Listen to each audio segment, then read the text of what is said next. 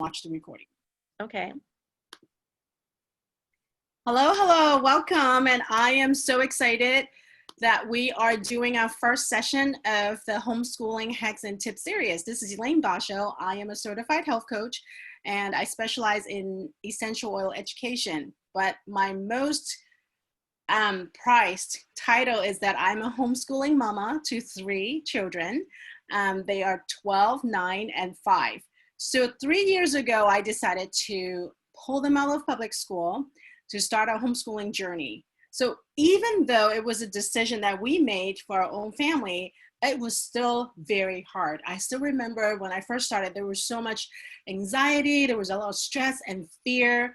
So I know what a lot of you are going through right now because many of you did not choose to go on to this distance learning or homeschooling path.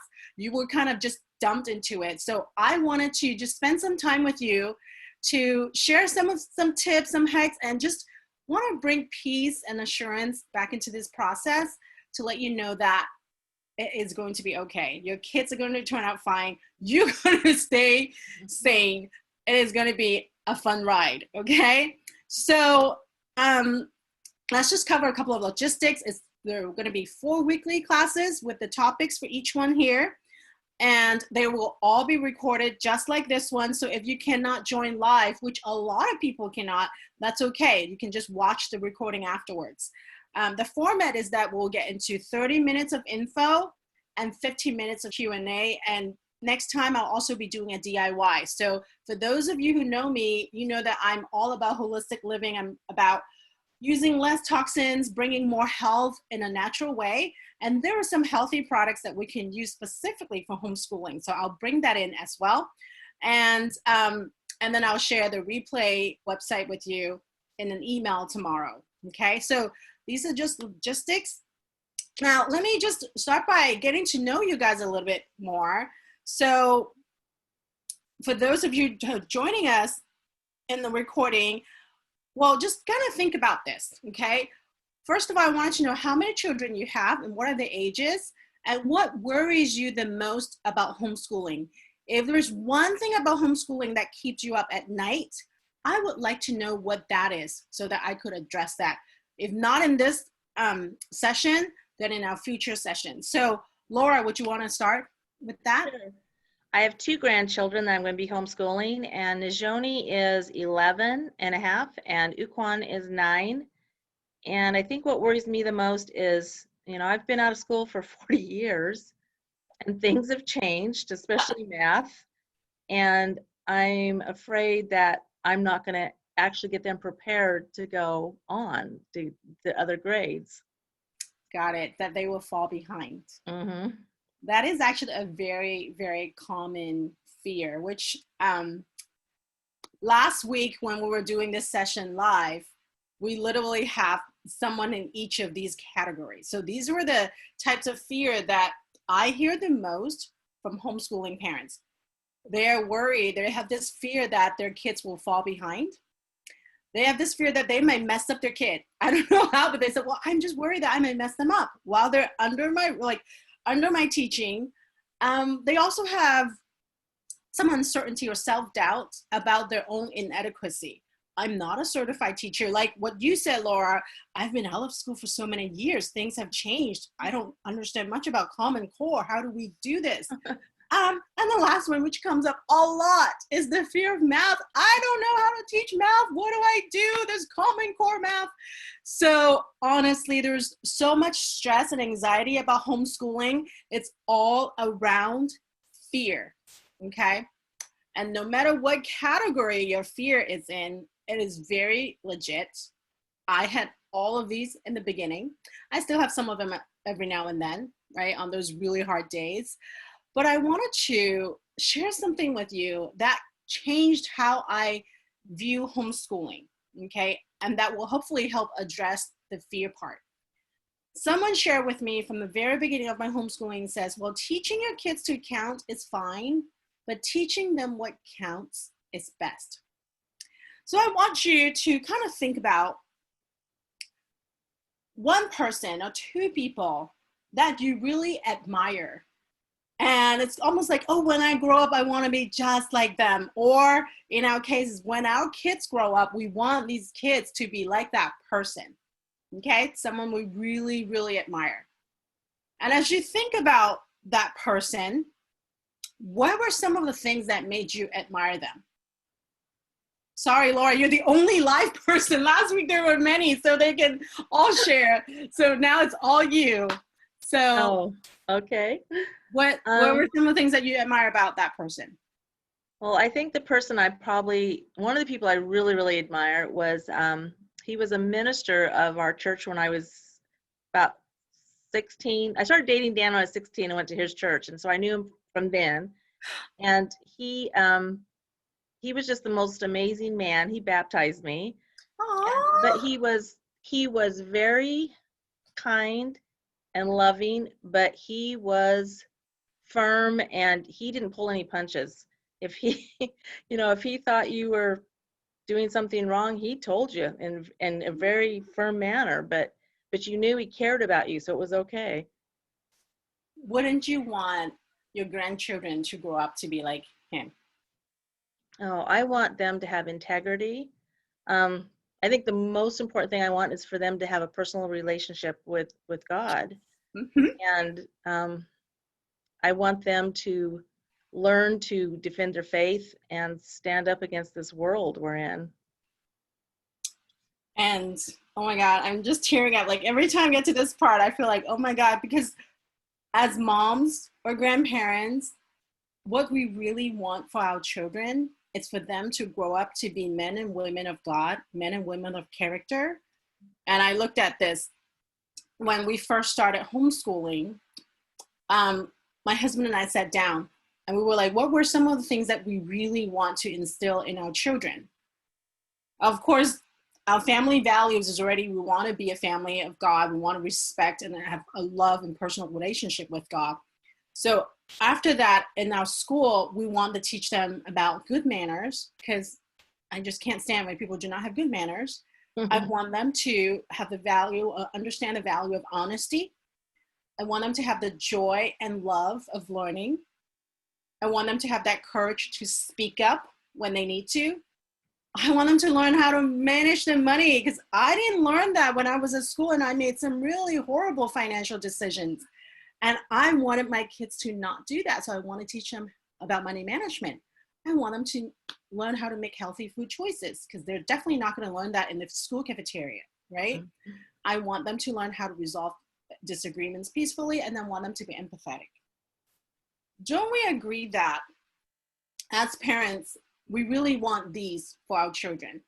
Did you notice that I didn't put down, I want my kids to be math whiz? I want my kids to write like they can write novels. Yeah. Okay. I didn't say that they need to recite the first, second, and third Newton law of motion. All of those knowledge that we feel like it's really important in homeschooling, yes, they are important. There's a time and a place for sure. However, I feel like as parents, we are giving this privilege of having our children in our home in this schooling setting during their growing up tender years, where we can really mold and shape them. So I want to invite all the parents that feel like, oh my God, this is like a life sentence from the school district that I have to school my children. Well, this is like so unbearable that I have to homeschool them. I want to invite you guys to start thinking that instead of viewing it as a life sentence, see it as a gift from God. This is a privilege that we actually get to spend these really precious years with our children to instill in them what is most important to them in their lives. Because when they're in school, they're not going to learn a lot of these. That's just for sure. Mm-hmm. And then if they're in school all day, they come home, they do homework, your time with them is so limited that you don't really have a lot of time to really talk to them about these. And honestly, the way we school our children now, the way I can instill some of these in them, it is not from the time when we're really sitting at the table and talking about math. It is when we're on the couch reading or in between meals, that those times that we otherwise would not have had if they were in school. So I really find it such a privilege for me that God would choose me and say, Elaine, why don't you school your children at home so you can have this deep impact on them? So if you think about this, if this is the most important thing about homeschooling, your fear about math, your fear about them falling behind, your fear about messing them up no longer is an issue, right? It is really between you and God to really work on them and mold their character. And that's why I want to just talk about when I first started homeschooling, the foundation of it, how to start homeschooling right. It's really moved from academic focused to character development focused. I am so driven. In school, I was very driven academically, and many of us are. And in school, we focused on, okay, there are 5 sets of schoolwork we need to get done. I need to check them off. And if they don't get them done, I get so frustrated. So I'm frustrated with the results. And I also get into the whole comparison-titis. Oh my God, so-and-so is already doing 6th grade math. What do you mean you don't understand like 5th grade math? Like I would compare because I'm so focused on the academics. And also I would put performance over relationship. And this is honestly how I started homeschooling the kids 3 years ago. But as I move toward more grace-based, more love-based, and definitely more character development focused, I understand that every moment, you know, there are teachable moments in daily life. If they don't get something done, if, you know, I need to address their character about responsibility or accountability, if they don't get something done, I can use that as teachable moments to teach them.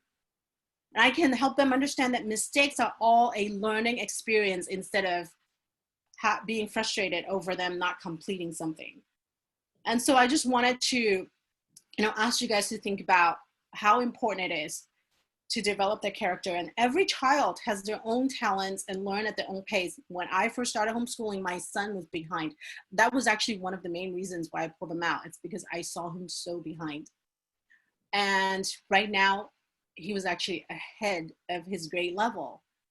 And I realized it's because that his learning style is very different from what is being offered at school. And I'm definitely going to talk about in the next couple of slides, learning styles, because once I shifted the learning style that I teach and I cater it to my child, I saw a difference. His light bulb just turned on every single day. I saw him catching new things. So if you can just kind of build that foundation and teach at their level and their style, I want to assure you that they will catch up. Don't worry so much about them falling behind, because eventually they will go back to school, okay? Whether it is next year when schools open up again, or, you know, in a year or two that you decided not to homeschooling, because that for us is year by year basis. I'm not going to say I'm going to homeschool them all the way, but every year I'm just going to evaluate it. So eventually they will go back to school. And even if they're behind on certain things, trust me, if they understand how to learn and they love to learn, they're going to catch up. Okay. So kids are really resilient, by the way. So I wanted to share the importance of learning your child's learning style. And this is, again, a foundational homeschooling. If you don't do anything right now, if there's just one thing I would invite you to learn about your child and your children, learn about what their learning style is. And this is a really fun quote. Everybody is a genius, but if you judge a fish by its ability to climb a tree, it will live its whole life believing that it is stupid. Right? Do you know who said this quote? I love this because the image is actually so blurry that you can't see. But the person who said this was Albert Einstein, the genius of geniuses, right? He was the one that actually says that. And I have been judging, I'm guilty of judging my son specifically, you know, as a fish, and I judged him by his way of climbing a tree. And once I figured that out, I actually did apologize to him because I just felt like I had damaged him quite a bit, just expecting him to perform a certain way. But this is what learning style, this is the 4 basic types of learning style, okay? And there are actually many different ones. I think some people actually say there's 7 or 8 or 11 or something like that. But these are the four main ones that I think we need to focus on. So the first one is visual. I think most of us are visual learners. It's about 65% of people in the population are visual learners. So we learn really well by like coloring our charts, like graphs. These are the people, if you look at the day planner, it's very colorful. So because they block out each section with colors, right? And so with these kind of children, using charts and graphs and pictures, even if the kids are older, reading picture books or just books with more pictures would be very helpful because they just need that visual stimulant, okay? And the second learning style is auditory. They learn by hearing. So these are the kids that do really well with read alouds, or I love to do play books on tape. They learn much better that way because they need to be able to hear something. And if you give them verbal instructions and then have them repeat their verbal instructions so they can hear it again, that would be very helpful. And these are also the kids that, you know, would do best if you engage them in discussions, okay? So for kids, if you have kids that belong to this learning style, again, I would play a lot of classical music even as they're learning or reading, because studies have actually shows that when an auditory learner can hear some type of soft classical music in the background, even as they're doing homework, it actually helps them absorb the information. Isn't it interesting? Mm-hmm. So this is how that is. So, but for those who learn through reading and writing, and I have one, my daughter is totally about reading. So of course they need lots and lots of books and text. They enjoy learning about words by studying the dictionaries, and they love to take notes. So what I do for my daughter is that we go to the library a lot because I want to make sure that she has access to lots and lots of good books, that she can read through many books in one day, okay? And the last one, which, yes, a lot of boys belong to this category, is they learn by doing. That's my son. They actually incorporate body movement, okay? They like to touch things. They have to play with things. They do really well with science experiments that blow things up. Now, it's a little bit harder for the parents. For me, it's a lot easier going to the library and grab a bunch of books for my daughter than doing hands-on experience with my son, but it is so important for them. And something as simple as getting on a trampoline. So we have a small trampoline at home, and my son would literally be jumping and reading at the same time. And last year he did something called Memory Master in his homeschool co-op, where he has to memorize a lot of math facts and language arts facts and so on and so forth. And he literally would be just bouncing and memorizing at the same time. And I used to be so annoyed by that. I'd be like, stop that, sit still, right? Do you know how many boys we have told to sit still that actually would learn so much better if they could just bounce? They're like tigers. They just do so much better. So after I learned about this and I realized that my son is a kinesthetic learner, oh my God, his learning took off because I now allow him just to bounce around and I incorporate a lot more hands-on activities for him. Does this make sense? Mm-hmm. Mm-hmm. Yeah. My grandson, we were reading today and we were sitting on my bed and he shook his foot through the whole, we read for like 20 minutes and he shook his foot the whole time. Right. I totally know that Lucan is just a kinesthetic learner, because they were saying probably 70% of boys in this category. Yeah. Yeah, very typical, but yes. So once you understand that, right, what we need to do is to, number one, know that the success of homeschooling is not about giving them knowledge. It's about building their character. They need the knowledge, yes, don't get me wrong. But I wanted to say, like, don't you feel like there are knowledge gaps that we have, even as adults? There are certain things that I should know and don't. And what do? It's okay, I'll go grab a book, I look up on Google and I learn it. same things will happen to our children, especially if they're homeschooled. There will be gaps, knowledge gaps, okay, as they grow, as they learn at home. However, if we build the character, like you, Laura, mentioned, okay, you want your grandson to be kind, right? To be firm, to hold people accountable, to be responsible.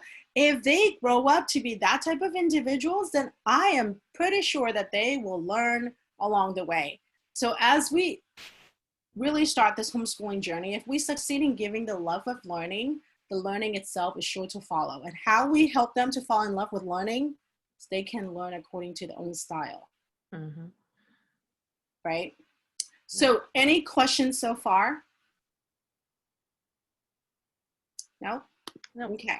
Well, the learning styles, is there any, like, I can see parts of my granddaughter in all of them except the read write. I mean, but I can pick out things she does in the visual, the auditory, and the learn by doing. Right. So is that, so you just kind of figure out what's going to work for her? That's a great question. So most of us actually have a dominant one and secondary. And sometimes the dominant ones is more obvious and sometimes is not. So it's almost like you have a major one and then the secondary one is also pretty high up there. And that is okay. So if the key is they don't resist it, right? If you have a kinesthetic learner and you have them sit still, that you're going against that. But if she's open to auditory and visual, that's even better because you have more ways to bring learning in. Okay. Right? You're right. Yeah. So that's a really good question. Okay, and there's also a lot more. This is a really simple presentation of learning style. If you want to learn more, just go on Google. There's so much about it and what kind of activities you could do to cater to your specific learning style. But I just kind of picked this up because I think it gives a pretty good summary of it. But again, once you kind of move that focus from academic to character development and then start with the learning style, your school days are going to go a lot smoother. Now, there's still going to be tough days, but I guarantee you it's going to go a lot better that way because you're no longer fighting against what they wanted to do. Okay. Okay.